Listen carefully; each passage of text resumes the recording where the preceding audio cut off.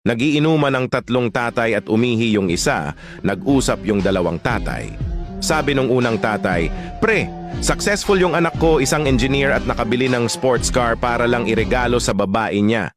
Sumagot yung pangalawang tatay, "Successful din anak ko, pre. Piloto yung anak ko at bumili siya ng helicopter para lang sa babae niya." Bumalik na yung isang tatay, "Ikaw pre, kamusta yung anak mo?" Tanong nung dalawa. Sumagot yung pangatlong tatay, "Naging bakla yung anak ko at nagtatrabaho siya sa isang gay bar." Sabi nung isang tatay, "Sorry sa naging anak mo pre, sobrang disappointed ka siguro sa kanya." Sumagot yung pangatlong tatay, "Proud ako sa anak ko. Meron siyang dalawang boyfriend at niregaluhan siya ng sports car at helicopter noong nakaraan lang."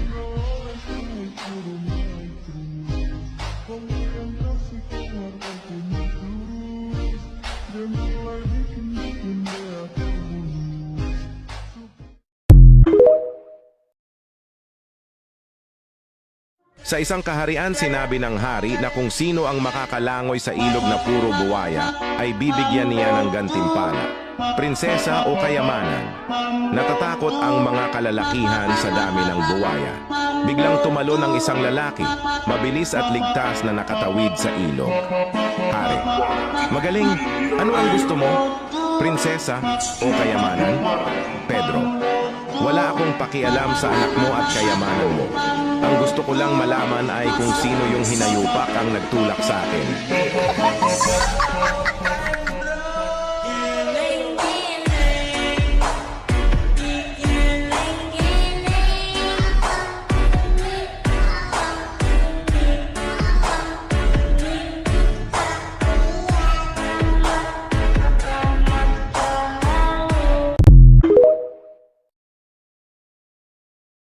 Joke time! May dalawang multo na nag-uusap, tanong ng unang multo. "Hoy, pre, bago ka naging multo, ano ikinamatay mo?" Sagot ng ikalawang multo, "Nalok ako sa refrigerator. Nung una pa chill-chill lang ako, pero nung tumagal unti-unti na akong naninigas sa lamig hanggang sa nasuffocate at tuluyan na akong hindi makahinga. Grabeng trahedya naman nangyari sa'yo, Brad." Sagot niya. Ikaw ba, pre, ano kinamatay mo?" Tanong ng ikalawang multo. Sagot nung isa, "Inatake ako sa puso, pre. May kabit yung misis ko, pag uwi ko ng bahay, may nakita akong pares ng sapatos ng lalaki. Nagmadali ako pumunta ng kwarto ni misis. Nakita ko siya na nakahubad at kinakabahan, kaya hinalughog ko ang buong bahay. Sa ibang kwarto, cabinet, CR, kusina, kisame, ilalim ng kama. Pero wala akong nakita. Sa sobrang pagod ko kakahanap, sumikip dibdib ko doon at na heart attack." Sagot ng ikalawang multo, "Napakatanga mo! Kung binuksan mo yung refrigerator at uminom ka muna ng malamig na tubig, edi sana parehas pa tayong buhay."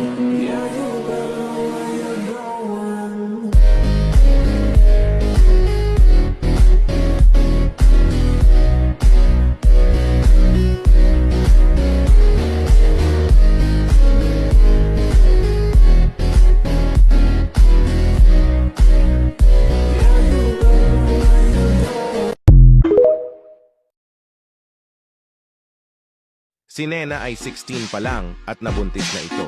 Sa sobrang galit ng ina ni Nena, sampal at mura ang inabot niya dito.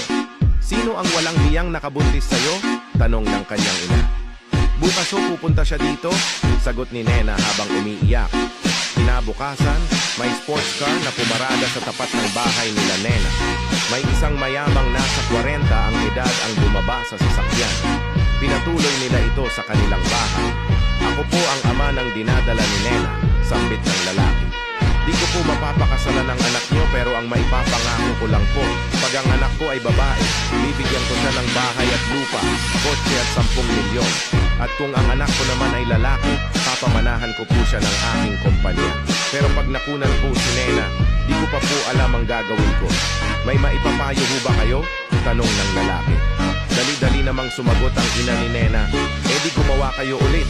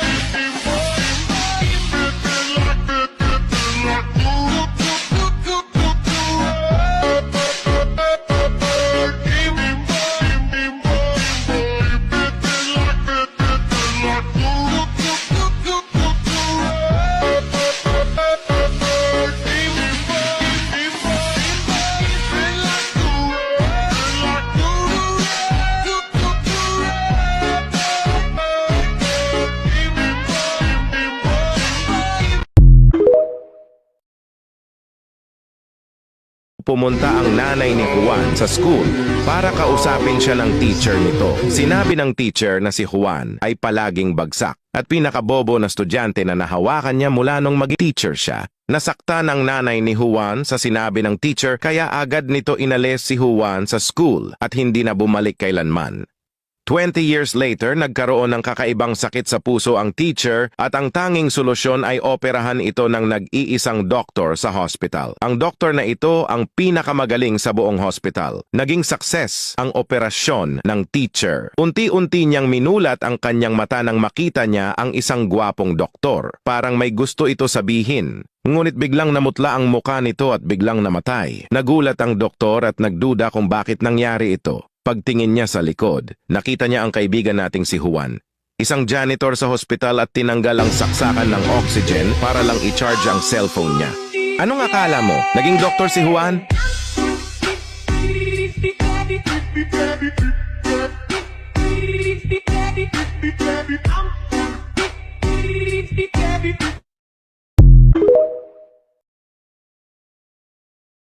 Ito ay kwento ng isang mayamang lalaki na naghahanap ng mapapangasawa pero di niya alam kung sino ang pipiliin niya sa kanyang 3 jowa. Kaya napag-isip-isip niya na itest ang mga ito. Binigyan niya ito ng tig 10,000 piso. At sabi gawin niyo lahat ng gusto niyong gawin sa perang yan. Kaagad namang umalis ang 3 babae. Ang unang babae ay ginamit ang pera para sa isang makeover. At sabi niya, nagpaganda ako para mas lalo mo akong mahalin mahal ko. Ang ikalawang babae naman ay nag-shopping at binilhan ng napakaraming kagamitan ang lalaki. Binili ko ang lahat ng gusto mo dahil mahal na mahal kita. Ang pangatlong babae naman ay ininvest ang pera at pinalago ito. Sabi niya, nag-invest ako para sa future natin dahil mahal na mahal kita. Nakita ng lalaki ang effort ng 3 babae, kaya naman pinag-isipan niya ng 3 araw kung sino ba talaga ang pipiliin niya. Makaraan ng 3 araw, pinili ng lalaki ang may pinakamalaking dede.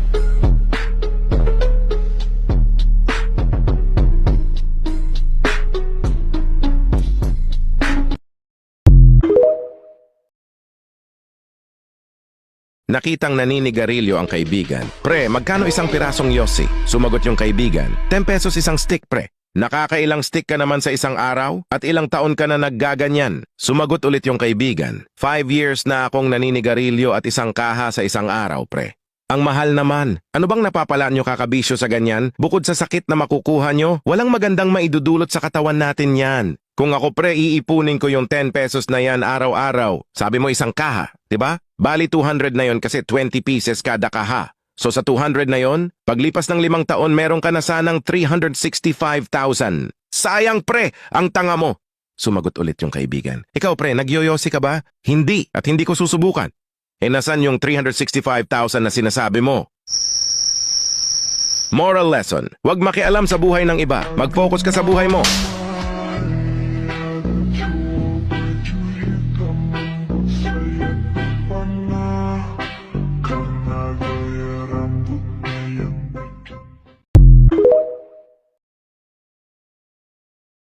May 3 pasyente sa mental hospital at kailangan nila sumagot ng isang math problem para sila ay mai-release. Pumasok na ang doktor at nakitang nagre-review ang 3. Maya-maya ay lumapit ang doktor sa unang pasyente at sabay nagtanong. Sabi ng doktor, kapag nasagot mo ang tanong na ito, pwede ka nang mai-release. 6 times 6. Sumagot ang unang pasyente. Ang sagot ay 12. Napahawak sa ulo ang doktor. Mali! Sad to say, hindi ka pa pwede i-release. Tinanong naman ng doktor ang pangalawang pasyente. 6 times 6? Sumagot yung pangalawang pasyente. Ang sagot ay February. Nanlaki ang mata ng doktor. Mali! Saan naman nanggaling ang February? Di ka pa pwedeng i-release. Pumunta na ang doktor sa pangatlong pasyente at nakitang tahimik itong nagre-review. Tinanong ng doktor, 6 times 6? Biglang tumayo ang pasyente at taas noong sinagot. Ang tamang sagot ay 36. Natuwa ang doktor at sinabing, finally, may nakapasa na sa inyo. Ihanda mo na ang mga gamit mo at aasikasuhin ko na ang papel mo. Pagkapirma ng doktor sa papel, nakausap niya ang pasyente. By the way, paano mo nga pala nakuha ang sagot na 36? Sumagot yung pasyente. Simple lang, Dok. Pinag-add ko lang yung 12 at February.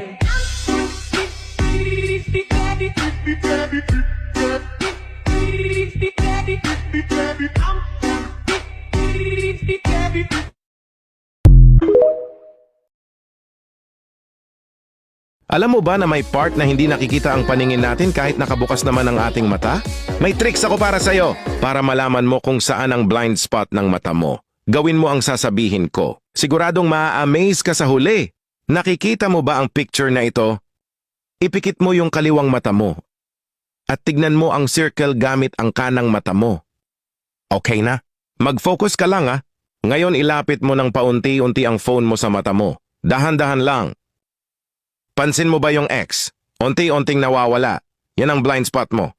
At ito pa ang malupit. Ipikit mo ang dalawang mata mo. May magic na mangyayari. Magbibilang ako ng 5 seconds. 1, 2, 3, 4, 5. Buksan mo ang mata mo.